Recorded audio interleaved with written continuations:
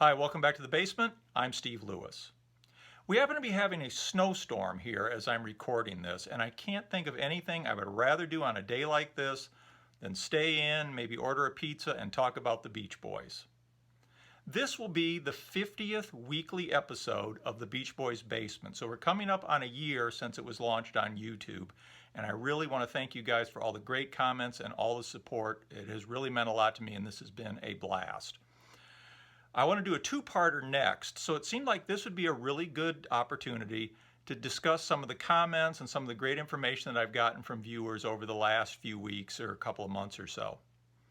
Also, channel booster Beryl Parkey was nice enough to send me her copy of The Beach Boys Story, which is a 1989 radio documentary about the Beach Boys. It was set to air the week of June 30th, 1989. It's from the United Stations Programming Network, which almost sounds like a branch of the military. But apparently from the back cover, they provided programming for Dick Clark's Hollywood, the Weekly Country Music Countdown, Solid Gold Scrapbook, Country Date Book, Countdown America with Dick Clark, the U.S. Hall of Fame, Solid Gold Country, American Music Magazine, etc., etc. The program is hosted by DJ Paul Michael Tyler, who seems to have been a Philadelphia-based DJ, and most of the tracks are introduced either by Paul Michael Tyler or by Brian Wilson. Brian Wilson is interviewed pretty extensively here, or Brian Wilson interviews appear pretty extensively here. No other Beach Boys appear in interviews on this. It's very much Brian Wilson only. The special was sponsored by Schaefer Beer and Country Time Lemonade, and you get their commercials interspersed throughout the albums, along with now vintage commercials for things like Trident Gum, Bubblicious, Bandu Soleil Sun Tanning Oil, Domino's Pizza. There's a very cool ad in here for the Karate Kid Part 3.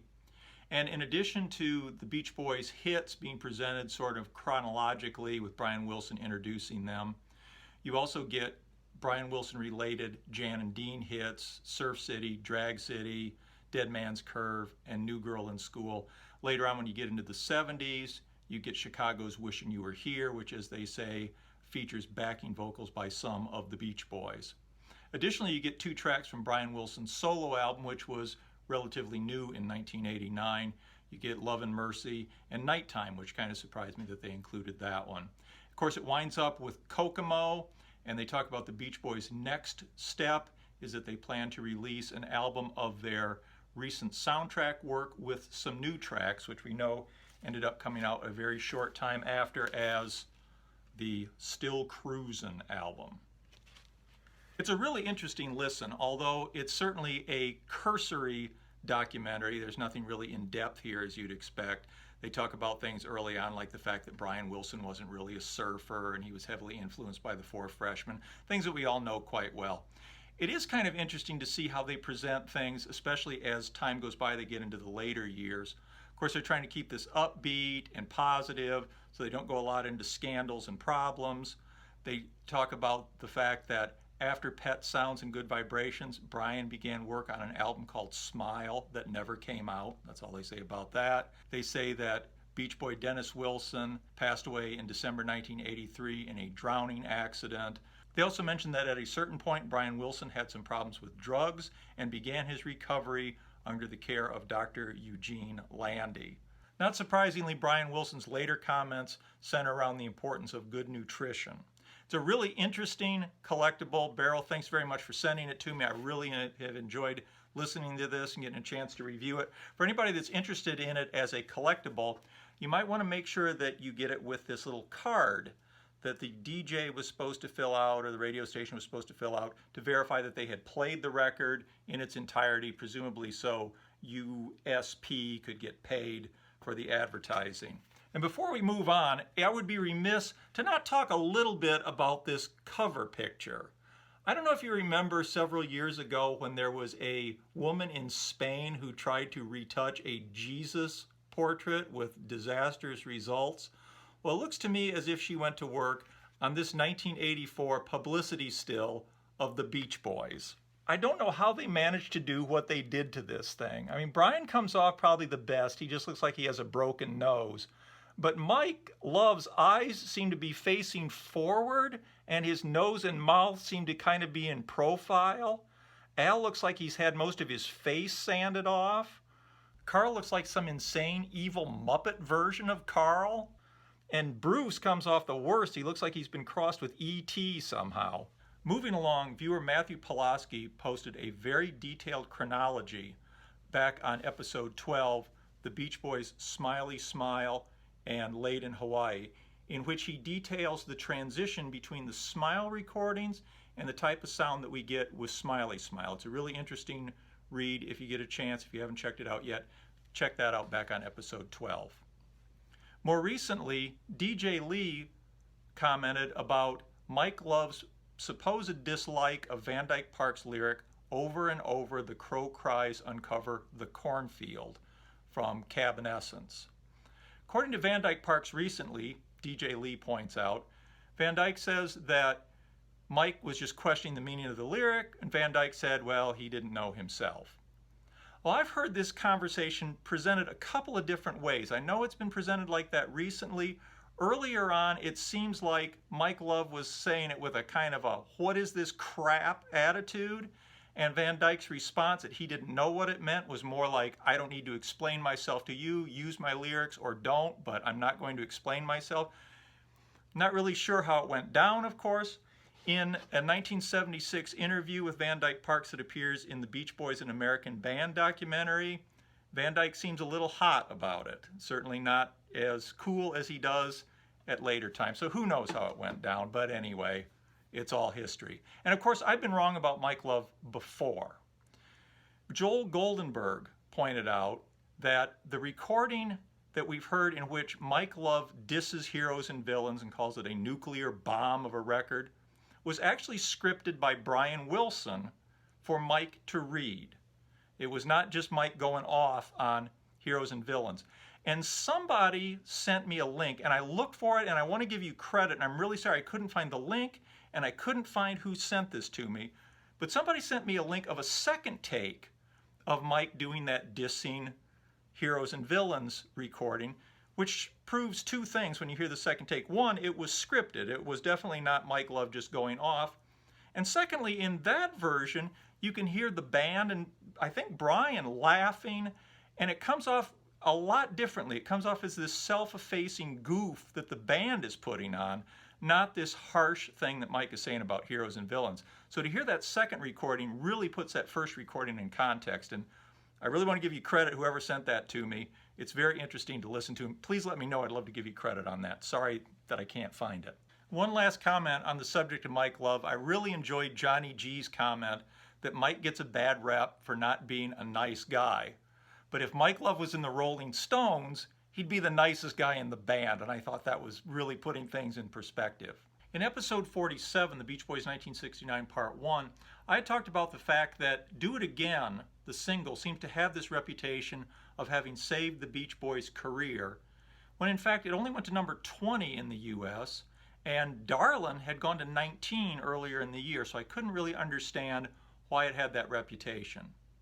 Friendly 76 and Chris Rainbow are among those who pointed out that while it only went to 20 in the US, it did much better in Europe and actually went to number 1 in the UK, which is a very important point that I missed, particularly as the popularity of the band in the UK and in Europe was so crucial to keeping them going in the late 60s. So thank you for those comments. Also, viewers Michael Daly and 60s, 70s, 80s music pointed out that in the UK, there was a track listing on the reverse side of the 2020 album, unlike the US. Chris Rainbow and other viewers from the UK have been really interesting to correspond with to find out how differently the band was treated in the UK from the US. And I'm really beginning to think that in the late 60s, the UK promotional people just did a much better job. They were much cleverer and took much better care to promote the Beach Boys than in the US. And I really like to study that in some detail and maybe do an episode about it. I'm not exactly sure how to go about it.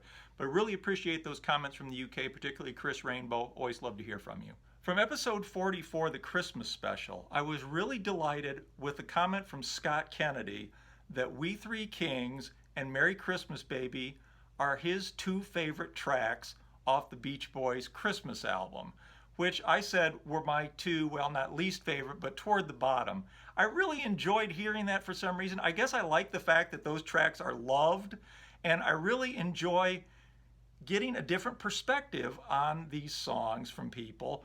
It lets me listen to them in a new way. I really enjoy it when somebody comes up with a perspective on a song that I hadn't heard before. And I really enjoyed that, Scott. I'm glad you love those songs. We did certainly agree that the worst track on it is Santa Claus is Coming to Town. If anybody'd like to defend Santa Claus is Coming to Town, I would love to hear from you on that too.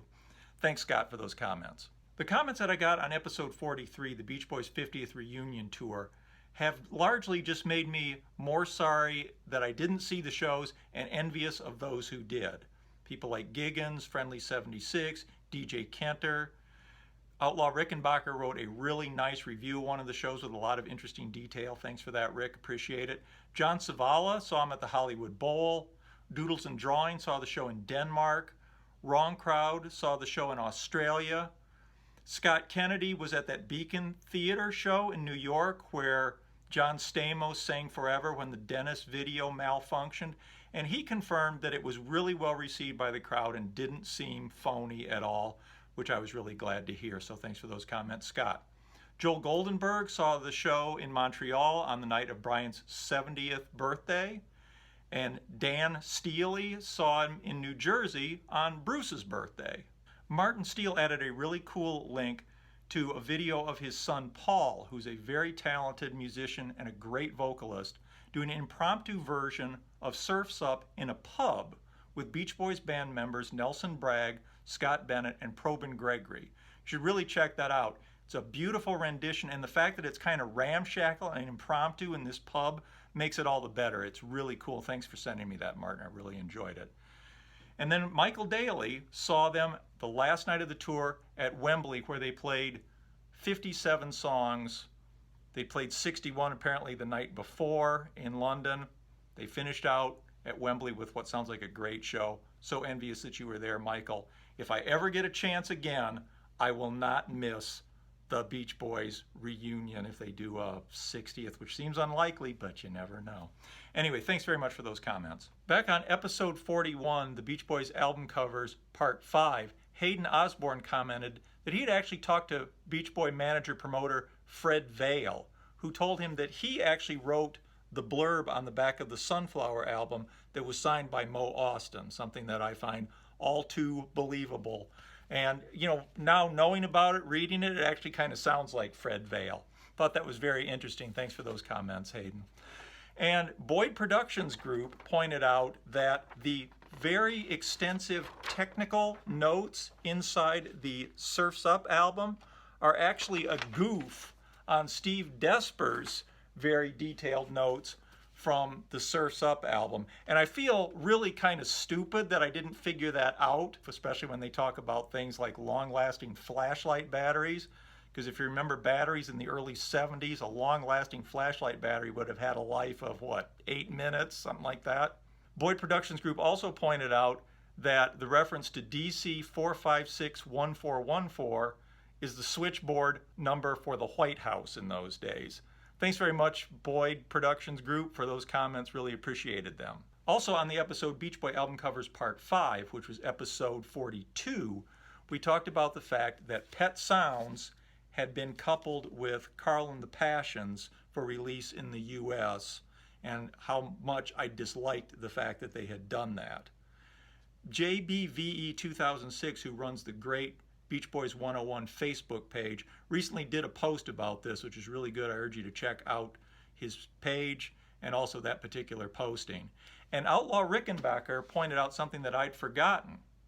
Reprise's initial plan with this was to release each new Beach Boy album with an old Beach Boy album. Of course, this was so poorly received that they fortunately abandoned it after one try, but we could potentially have ended up with things like the Holland Smiley Smile package, 15 Big Ones with Wild Honey, Beach Boys Love You with Friends, the MIU album and 2020, and had they re-signed with Reprise, we might have had the Light album with Sunflower, followed by Keeping the Summer Alive and Surf's Up. And at that point, they would have lapped themselves with Beach Boys 85, Carl and the Passions, and Pet Sounds. Eventually, I suppose you would have gotten something like That's Why God Made the Radio, MIU 2020, Keeping the Summer Alive, Surf's Up. Fortunately, cooler heads prevailed, and we were only stuck with Pet Sounds on the back of Carl and the Passions. Thanks so much for all the comments, all the information, all the feedback. This has really been great. There's a great bunch of people out there. I don't know if it's just Beach Boy fans or what, but this is a really great group. If I happen to attribute your comment to somebody else, I apologize. Sometimes when I really mess something up, I get a lot of people giving me the same correction. So sorry if I attributed something you said first to somebody else. Also, there are a lot of people I didn't get a chance to give a shout out to that I would have liked to. Kevin McElhaney, of course. Tony Balls, always love to hear from you, Tony. Really look forward to your comments. The Magnanimous, great stuff. Richard Harris, KK. Minix Music, hi Willie, always good to hear from you. Can't forget Matthew Durkin, Joel Lemieux, Fabricio Castro in Argentina, hola che. My parents who are voracious watchers but only comment occasionally, Frank Allison, Brian Kruger, thanks so much for your support. Matt Hale, always enjoy hearing from you. If I've forgotten you, doesn't mean I don't love hearing from you. Thanks for keeping those comments coming. Really, really love this channel. Really appreciate the feedback and support from all of you. We'll see you next week when we'll begin Beach Boys Odd Tracks of the 80s, Part 1. Thanks and have a good week. Bye.